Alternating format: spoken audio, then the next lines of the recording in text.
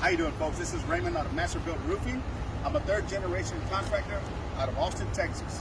And today I'm going to talk to you about commercial roof inspections and cost-effective alternatives. Okay. First thing you got to do when you're going to inspect a commercial roof is go inside, find out where all the leaks are at, then try to find out what kind of deck it has. It's either going to be concrete, steel, or wood. And you can do that by lifting up one of the ceiling panels. If it doesn't have ceiling panels, you can go in a stairwell. You can see the decking a lot of times through the stairwell or through a roof hatch. It's very important. If you can't do that, then you got to do a core sample. Well, you got to do a core sample anyway, right? That'll tell you how many layers of roof you have, what type of layers of roof you have. Okay. Now let's start with this roof right here. This is a built-up roof of coal tar pitch with gravel on top. Now this roof has been repaired a lot of times. You can tell if you look down here, the tar is coming right up. It's bubbling right through the rocks right there. So you can see this is all over the roof. And you can look at this whole roof system and you can see it everywhere. There's been a lot of roof repairs here. So this roof has to be replaced. But a cost-effective alternative for this roof is TPO layover or a PVC layover. If you go with PVC, you can lay over the whole thing with half-inch fanfold and then 60 mil or whatever mil PVC right on top. You can mechanically attach this into the steel roof deck that it has. Okay. If you go with TPO, you have to take off the gravel, then put on your fan fill, and then the TPO per the manufacturer's specifications. So it's more expensive. The PVC is more expensive as far as material goes, but the labor is a lot cheaper because you don't have to take off all this gravel. The TPO is less cheaper for the materials, but more expensive for the labor because you have to take all this off. Okay, so let's go to the, one more thing. Before I go to the next section, one of the things we want to do here is we want to put these one-way vents to remove any trapped moisture underneath the roof. This one is a solar vent. It's a solar one-way vent. So what we do is we put this in the spot where you have a lot of moisture, and it'll suck that moisture right out of the roof.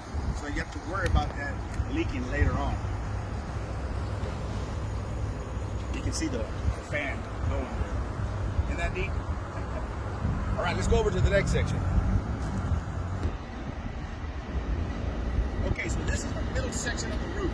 It's a scallop section. Okay, as you can see right there, the seams are starting to pop up. If you want to come a little closer over here, I can put my whole hand under here. So if I can do that, then water can get under there. Under this seam too. Let's go over to the wall.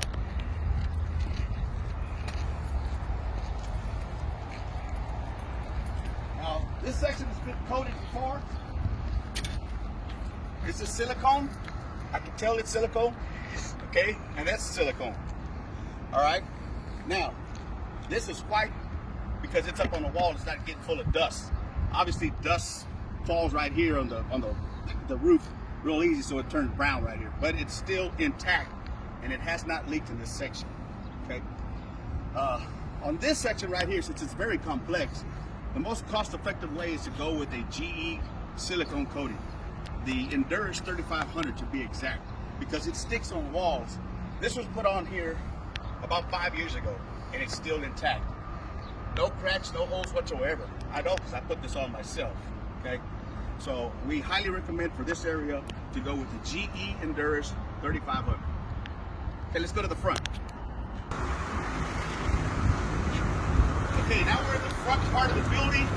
It's a modified Bitterman torch down section.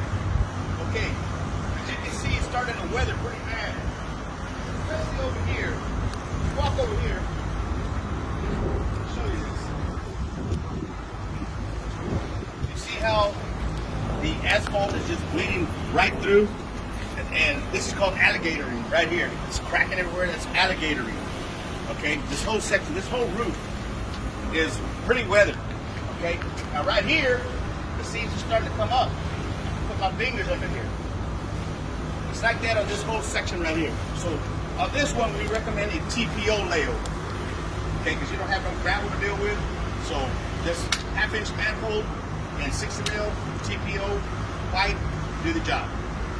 That's it.